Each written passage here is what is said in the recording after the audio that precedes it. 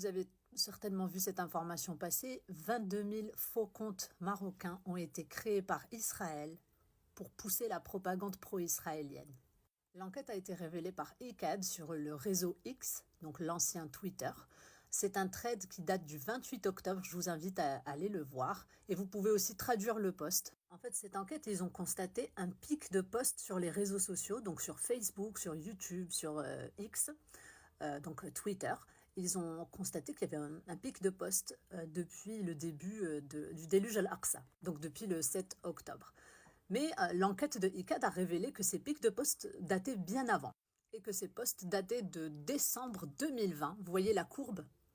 Un pic de posts de création de faux comptes et ils se présentent comme ça. Donc c'est des faux comptes avec des identités qui se rapprochent, qui imitent les Marocains.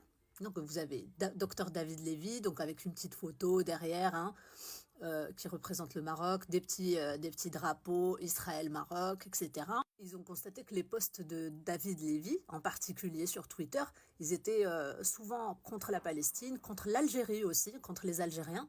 Donc il est intéressant de noter que Lévy s'est longtemps mêlé à lancer des critiques contre les Algériens, approfondissant ainsi le fossé entre Marocains et Algériens. Il interagissait souvent avec des récits qui alimentaient cette animosité. Pourtant, ce qui s'est passé ensuite était inattendu.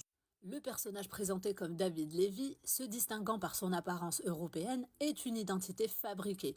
Une analyse approfondie de son image de profil a déterminé qu'elle avait été générée à l'aide de l'intelligence artificielle et une image étonnamment similaire a été attribuée à Pinterest. Et oui, parce que de nos jours, sachez qu'on a des logiciels qui peuvent détecter les images créées par l'intelligence artificielle. Donc c'est un profil entièrement créé. Donc, un autre exemple de profil, c'était celui de Nelly Cohen. Donc voilà, toujours une image, vous savez, qui va attendrir le peuple marocain, celle de notre roi, des drapeaux, voilà, toujours la même vibe. Donc les empreintes numériques de ces comptes ont révélé ce qui suit. La majorité a tenté d'imiter l'identité marocaine, mais leurs tweets étaient entachés d'un arabe imparfait. Ça, c'est sur Twitter. La plupart des comptes avaient un nombre modeste d'abonnés, dépassant rarement 50. Ils ont créé des faux profils. Un modèle récurrent de récits et de formulations et de concepts identiques était évident. Et maintenant, vous allez me dire, mais qui c'est qui crée des faux comptes? Est-ce que c'est des Israéliens qui se font passer pour des Marocains? Vous allez voir. Donc après un examen approfondi des profils Facebook, il était clair qu'ils fonctionnaient dans le cadre d'un réseau de robots coordonnés. On estime que 16 à 17 000 de ces profils ont été identifiés comme faux, étant actifs au sein de fermes de robots israéliennes depuis le début du processus de normalisation.